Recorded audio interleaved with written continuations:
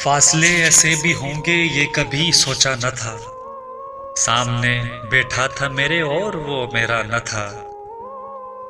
وہ کہ خوشبو کی طرح پھیلا تھا میرے چار سو، میں اسے محسوس کر سکتا تھا چھو سکتا نہ تھا، رات بھر پچھلی سیاہٹ کان میں آتی رہی، جھانک کر دیکھا گلی میں کوئی بھی آیا نہ تھا،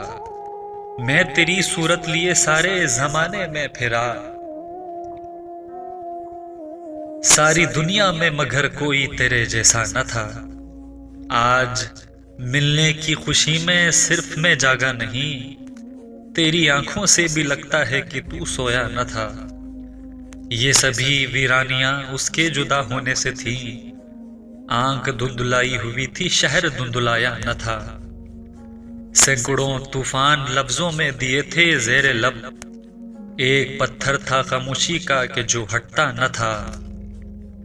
یاد کر کے اور بھی تکلیف ہوتی تھی عدیم، بھول جانے کے سوا اب کوئی بھی چارہ نہ تھا، بھول جانے کے سوا اب کوئی بھی چارہ نہ تھا۔